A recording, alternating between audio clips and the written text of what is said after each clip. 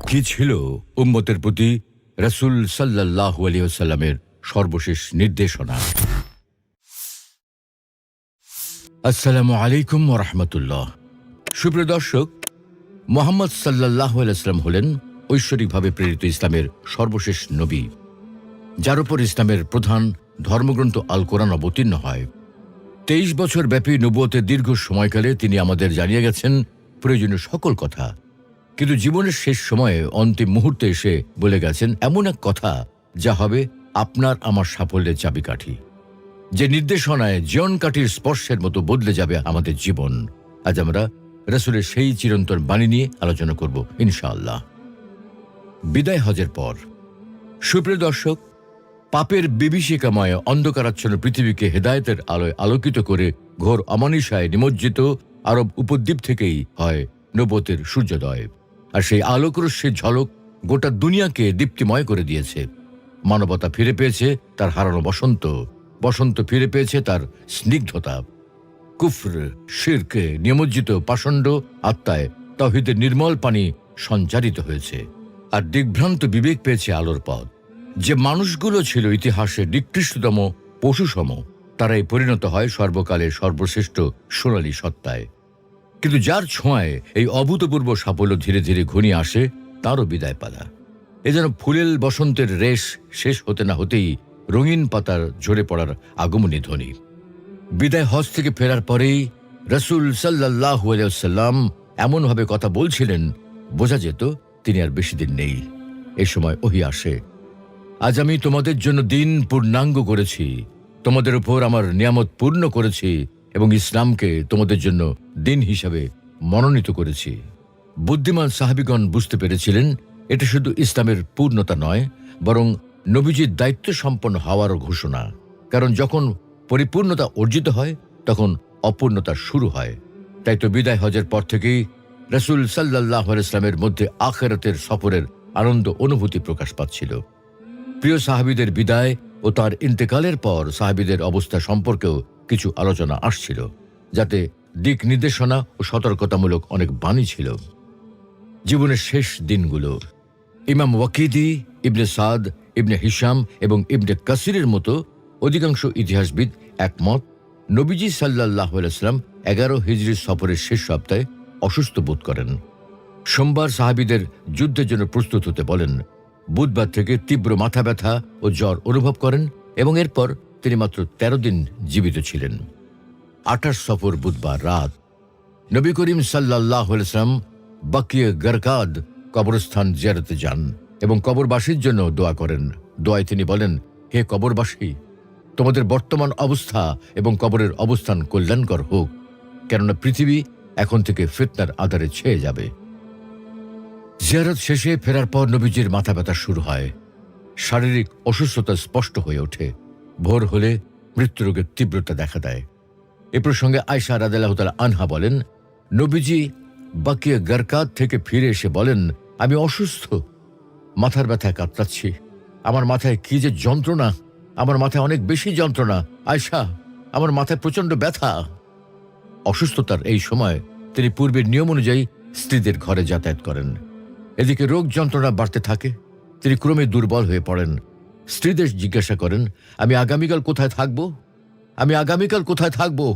তার প্রশ্নের তাৎপর্য তারা বুঝতে পারেন। স্ত্রীগণ বললেন, আপনি যেখানে থাকতে ইচ্ছে করে সেখানেই থাকবেন। সে সময় নবীজি মাইমুনা রাদিয়াল্লাহু তাআলা আনহার ঘরে ছিলেন। সেই ঘরে সকল স্ত্রীকে ডেকে পাঠান এবং তাদের কাছে অসুখের দিনগুলি আয়েশা রাদিয়াল্লাহু তাআলা আনহার হুজরায় থাকার অনুমতি চান। সকলেই সন্তুষ্ট চিত্তে অনুমতি দেন। ফজল ইবনে আব্বাস ও আলী রাদিয়াল্লাহু তাআলা আনহুর সাহায্যে বের হন। তার মাথায় তখনও পট্টি বাঁধা। তিনি পা টেনে টেনে চলছিলেন। এভাবেই তিনি অসুস্থতার 7ম দিন থেকে জীবনের শেষ কটা দিন আয়েশা রাদিয়াল্লাহু তাআলা আনহার হুজরায় অবস্থান করতে থাকেন। অসুখ ক্রমেই বাড়ছিল। এক পর্যায়ে তিনি মসজিদেও যেতে পারছিলেন না। সে সময় তিনি আবু বকর সিদ্দিক রাদিয়াল্লাহু তাআলা আনহুকে নামাজের ইমামতি করতে নির্দেশ দেন। আবু বকর রাদিয়াল্লাহু তাআলা আনহু নবীজির জীবদ্দশায় প্রায় 17 ওয়াক্ত নামাজের ইমামতি করেন। ঘটনাক্রমে একদিন আবু বকর ও আব্বাস রাদিয়াল্লাহু তাআলা আনহু আনসার সাহাবীদের এক বৈঠকের পাশ দিয়ে কোথাও যাচ্ছিলেন। তারা দেখতে পান উপস্থিত সবাই কাঁদছে। কান্নার কারণ জিজ্ঞাসা করে তারা বলেন, আমরা নবীজির মজলিসের কথা স্মরণ করে কাঁদছি। আব্বাস রাদিয়াল্লাহু আনহু তাদের এই অবস্থার কথা নবীজিকে জানান। তিনি আলী ও ফজলে ইবনে আব্বাস রাদিয়াল্লাহু আনহুর কাঁধে ভর দিয়ে বাইরে বের হন। আব্বাস রাদিয়াল্লাহু আনহু তার আগে আগে যাচ্ছিলেন। নবীজি মিম্বারে উঠতে চাইলেন, কিন্তু উঠতে পারলেন না। ফলে প্রথম শ্রেণীতে বসে পড়েন। এই সময় তিনি উপস্থিত সাহাবীদের সামনে অলঙ্কারপূর্ণ এক ভাষণ দেন। ভাষণে তিনি বলেন, হে লোক সকল, আমি জানতে পারছি তোমরা তোমাদের নবীর মৃত্যুর ব্যাপারে ভয় করছো। আমার আগে কোনো নবী কি চিরকাল বেঁচে ছিলেন যে আমিও চিরকাল বেঁচে থাকব? হ্যাঁ, আমি আমার মহান রবের সঙ্গে শীঘ্রই মিলিত হতে যাচ্ছি এবং তোমরাও আমার সঙ্গে মিলিত হবে। তবে তোমাদের সঙ্গে আমার মিলনের স্থান হচ্ছে হাউজে কাউসার। অতএব যে এটা পছন্দ করে, কিয়ামত দিবসে সে হাউজে কাসওয়া দ্বারা পরিতৃপ্ত হবে। সে যেন আপন হাত ও মুখকে অনর্থক কাজ ও অপ্রয়োজনীয় কথা থেকে বিরত রাখে। আমি তোমাদের মুহাজির ভাইদের সঙ্গে সদ্ব্যবহার এবং মুহাজিররা পরস্পর ঐক্যবদ্ধ থাকা ও সদাচরণের ওসিয়ত করছি। মানুষ যখন আল্লাহর নির্দেশ মেনে চলে, তখন তাদের শাসকরাও তাদের সঙ্গে ইনসাফপূর্ণ আচরণ করে, আর যখন তার নির্দেশ অমান্য করে, তখন তাদের শাসকরাও তাদের সঙ্গে কঠোর আচরণ করে। সংক্ষিপ্ত অথচ তাৎপর্যপূর্ণ এই ভাষণ প্রদানের পর রাসূল সাল্লাল্লাহু আলাইহি ওয়াসাল্লাম ঘরে ফিরে আসেন। ইন্তেকালের 5 অথবা 3 দিন আগে আবারও তিনি ঘরের বাইরে বের হন। তখন তার মাথার পট্টি বাঁধা ছিল। মসজিদে তখন আবু বকর রাদিয়াল্লাহু তাআলা আনহু জোহরের নামাজের ইমামতি করছিলেন। নবীজির আগমন টের পেয়ে আবু বকর রাদিয়াল্লাহু তাআলা আনহু পেছনে সরে আসতে লাগলেন। তিনি তাকে হাতের ইশারায় নিষেধ করেন এবং নামাজ চালিয়ে যেতে বলেন এবং আবু বকর রাদিয়াল্লাহু তাআলা আনহুর বাম পাশে বসে পড়েন। নামাজ শেষ হলে মুসল্লিদের উদ্দেশ্যে এক সংক্ষিপ্ত ভাষণ দেন। তিনি বলতে লাগলেন, আমার প্রতি আবু বকরের অনুগ্রহ সবচেয়ে বেশি। আমি যদি আল্লাহ ছাড়া অন্য কাউকে খলিল, অন্তরঙ্গ বন্ধু বানাতাম, তাহলে আবু বকরকেই বানাতাম। কিন্তু আল্লাহ ছাড়া যেহেতু আমার কোনো খলিল হতে পারে না, তাই আবু বকর আমার ভাই ও বন্ধু। জীবনের শেষ দিন 12 রবিউল আউয়ালের সোমবার। সেদিন আবু বকর রাদিয়াল্লাহু তাআলা আনহুর ইমামতিতে লোকেরা ফজরের নামাজ পড়ছিলেন। এ সময় হঠাৎ করে নবীজি আয়েশা রাদিয়াল্লাহু তাআলা আনহার কক্ষের পর্দা সরিয়ে এক দৃষ্টি মসজিদে জামাতের দিকে তাকিয়ে থাকেন। এতে তার চেহারা খুশিতে উজ্জ্বল হয়ে ওঠে এবং ঠোঁটে মুচকি হাসির রেখা ফুটে ওঠে। প্রখ্যাত সাহাবী আনাস রাদিয়াল্লাহু তাআলা আনহুর ভাষায়, ওই সময় রাসূল সাল্লাল্লাহু আলাইহি ওয়াসাল্লামের চেহারা ছিল যেন কোরআনের পাতা। কোরআনের বাস্তব রূপকার মৃত্যু পথযাত্রী রাসূল সাল্লাল্লাহু আলাইহি ওয়াসাল্লামের সূচি শুদ্ধ আলোকময় চেহারা যেন পরম পবিত্র কোরআনের কনকোজ্জ্বল পৃষ্ঠার ন্যায় দীপ্ত ও জ্যোতির্ময় দেখাচ্ছিল। আনাস রাদিয়াল্লাহু তাআলা আনহুর এই অপূর্ব তুলনা সত্যি কতই না সুন্দর, কতই না মনোহর। রাসূলের জামাতে আসার আগ্রহ বুঝতে পেরে আবু বকর রাদিয়াল্লাহু তাআলা আনহু পিছিয়ে আসতে চান, কিন্তু নবী করিম সাল্লাল্লাহু আলাইহি ওয়াসাল্লামের হাতের ইশারায় নামাজ চালিয়ে যেতে বলেন এবং দরজার পর্দা ঝুলিয়ে দেন। এই ঘটনার পর তিনি আর কখনো বাইরে বের হননি, কারণ সালাতের জন্য পাগল রাসূলের ভাগ্যে জোহরের ওয়াক্ত আসার সুযোগ আর হয়নি। সূর্য কিছুটা উপরে উঠলে নবীজি প্রাণপ্রিয় কন্যা ফাতেমাকে কাছে ডাকেন এবং কানে কানে কিছু কথা বলেন। তাতে তিনি কাঁদতে থাকেন। পরে তাকে আবার ডাকেন এবং কানে কানে কিছু কথা বলেন। তাতে তিনি হেসে ওঠেন। প্রথমবারে রাসূল সাল্লাল্লাহু আলাইহি ওয়াসাল্লাম তাকে বলেন, এই অসুখে আমার মৃত্যু ঘটবে। তাতে তিনি কাঁদেন। দ্বিতীয়বারে তিনি বলেন, পরিবারের মধ্যে তুমি প্রথম আমার সাথে মিলিত হবে, অর্থাৎ তোমার মৃত্যু হবে। তাতে তিনি হাসেন। রাসূল সাল্লাল্লাহু আলাইহি ওয়াসাল্লামের মৃত্যুর মাত্র 6 মাস পর 11 হিজরি 3 রমজান মঙ্গলবার ফাতেমা রাদিয়াল্লাহু তাআলা আনহা মৃত্যুবরণ করেন। এই সময় আল্লাহর রাসূল তাকে সাইয়্যিদাতুন নিসাই আহলিল জান্নাহ বা জান্নাতি নারীদের নেত্রী হবার সুসংবাদ দান করেন। রাসূল সাল্লাল্লাহু আলাইহি ওয়াসাল্লামের রোগ যন্ত্রণার কষ্ট দেখে ফাতেমা রাদিয়াল্লাহু তাআলা আনহা বলে ওঠেন, হায় কি নিদারুণ কষ্ট। রাসূল সাল্লাল্লাহু আলাইহি ওয়াসাল্লাম তাকে সান্ত্বনা দিয়ে বলেন, আজকের দিনের পর তোমার পিতা আর কোনো কষ্ট নেই। এরপর তিনি হাসান ও হুসাইনকে ডাকেন, তাদেরকে আদর করে চুমু দেন ও তাদেরকে সদুপদেশ দেন। উভয়ের বয়স তখন যথাক্রমে 8 ও 7 বছর। এরপর স্ত্রীগণকে ডাকেন ও তাদেরকে বিভিন্ন উপদেশ দেন। এই সময় তার রোগ যন্ত্রণা তীব্র আকার ধারণ করে। তিনি আয়েশা রাদিয়াল্লাহু তাআলা আনহাকে বলেন, আয়েশা, খায়বারে যে বিষ মিশ্রিত খাদ্য আমি খেয়েছিলাম, সে বিষের প্রভাবে আমার শিরা উপশিরা যেন ছিঁড়ে যাচ্ছে।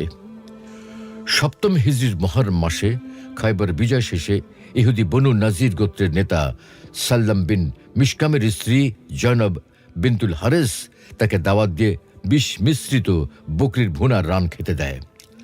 রাসূল সাল্লাল্লাহু আলাইহি ওয়াসাল্লাম সে মাংস মুখে দিয়ে চেবানোর পর না গিলে ফেলে দেন এবং বলেন, এই হাড্ডি আমাকে বলছে এতে বিষ মিশানো আছে। ওই বিষযুক্ত খাবার তিনি গিলেননি, বরং ফেলে দিয়েছিলেন। তাতে যে সামান্য বিষক্রিয়া হয় সেটি মৃত্যুকালে তাকে কঠিনভাবে কষ্ট দেয়। আর এটাই স্বাভাবিক, কারণ পুরনো কোনো অসুখ যা সুপ্ত থাকে তা বার্ধক্যে বা মৃত্যুকালে মাথাচাড়া দেয়। তো সে যাই হোক, ভয়াবহ ব্যথায় রাসূল ছোট্ট একটা গোঙানি দিলেন। রাসূলের শরীরটা ধীরে ধীরে ঠান্ডা হয়ে আসতে লাগলো। তার পা বুক কিছুই নড়ছে না এখন আর। রাসূলের চোখের পানির সাথে তার ঠোঁটটা কম্পিত ছিল। তিনি কিছু বলবেন মনে হয়। আলী রাদিয়াল্লাহু তাআলা আনহু তার কানটা রাসূলের মুখের দিকে নিয়ে গেলেন। রাসূল সাল্লাল্লাহু আলাইহি ওয়াসাল্লাম বললেন, সালাত সালাত, এবং তোমাদের দাস দাসী অর্থাৎ সালাত ও নারী জাতির বিষয়ে তোমরা সর্বাধিক খেয়াল রেখো। আয়েশা রাদিয়াল্লাহু তাআলা আনহা বলেন, এই কথাটি তিনি বারবার পুনরাবৃত্তি করেন। আনাস রাদিয়াল্লাহু তাআলা আনহু বলেন, এটাই ছিল রাসূল সাল্লাল্লাহু আলাইহি ওয়াসাল্লামের সর্বশেষ ওসিয়ত। মৃত্যু যন্ত্রণা শুরু। ওসিয়ত শেষ হওয়া মাত্র মৃত্যু যন্ত্রণা শুরু হয়। এই সময় রাসূলুল্লাহ সাল্লাল্লাহু আলাইহি ওয়াসাল্লাম আয়েশা রাদিয়াল্লাহু তাআলা আনহার বুকে ও কাঁধে ঠেস দিয়ে বসা অবস্থায় ছিলেন। এমন সময় আয়েশা রাদিয়াল্লাহু তাআলা আনহার ভাই আব্দুর রহমান সেখানে উপস্থিত হন। তার হাতে কাঁচা মিসওয়াক রেখে সেদিকে রাসূল সাল্লাল্লাহু আলাইহি ওয়াসাল্লামের দৃষ্টি গেল। আয়েশা রাদিয়াল্লাহু তাআলা আনহা বলেন, আমি তার আগ্রহ বুঝতে পেরে অনুমতি নিয়ে মিসওয়াকটি চিবিয়ে নরম করে তাকে দিলাম। তখন তিনি সুন্দরভাবে মিসওয়াক করলেন। পাশে রাখা পাত্রে হাত ডুবিয়ে কুলি করলেন, মুখ ধৌত করলেন। এ সময় তিনি বলতে থাকেন, আল্লাহ ব্যতীত কোনো উপাস্য নেই, নিশ্চয়ই মৃত্যুর রয়েছে কঠিন যন্ত্রণা। এমন সময় তিনি ঘরের ছাদের দিকে তাকিয়ে হাত কিংবা আঙুল উঁচিয়ে বলতে থাকলেন, হে আল্লাহ, হে আল্লাহ, নবীগণ, সিদ্দিকগণ, শহীদগণ এবং নেককার ব্যক্তিগণ যাদের আপনি পুরস্কৃত করেছেন, আমাকে তাদের সাথী করে নিন। হে আল্লাহ, হে আল্লাহ, আপনি আমাকে ক্ষমা করে দিন, আমার প্রতি দয়া করুন, আমাকে আমার সর্বোচ্চ বন্ধুর সাথে মিলিত করুন। হে আল্লাহ, আপনি আমার সর্বোচ্চ বন্ধু। আয়েশা রাদিয়াল্লাহু তাআলা আনহা বলেন, শেষের কথাটি তিনি 3 বার বলেন। এরপর তার হাত এলিয়ে পড়ল, দৃষ্টি নিথর হয়ে গেল। তিনি সর্বোচ্চ বন্ধুর সাথে মিলিত হলেন। অতঃপর আমি তার মাথা বালিশে রাখি এবং অন্যান্য নারীদের সাথে কাঁদতে কাঁদতে উঠে আসি। ইন্না লিল্লাহি ওয়া ইন্না ইলাইহি রাজিউন। শোকাতুর কন্যা ফাতেমা বলে ওঠেন, হায় আব্বা, যিনি প্রভুর ডাকে সাড়া দিয়েছেন, হায় আব্বা, জান্নাতুল ফেরদাউসে যার ঠিকানা, হায় আব্বা, জিবরিলকে আমরা তার মৃত্যু সংবাদ জানাচ্ছি। তিনি শোকগাথা আবৃত্তি করছিলেন। আমার উপর এমন বিপদ আপতিত হয়েছে, যদি তা দিনের উপর আপতিত হতো তবে তা রাতে পরিণত হয়ে যেত।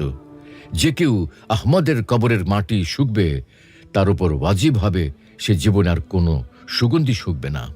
সুপ্রিয় দর্শক, আল্লাহ রসুল বিদায় মুহূর্ত পর্যন্ত সালাতের কথা বলেননি।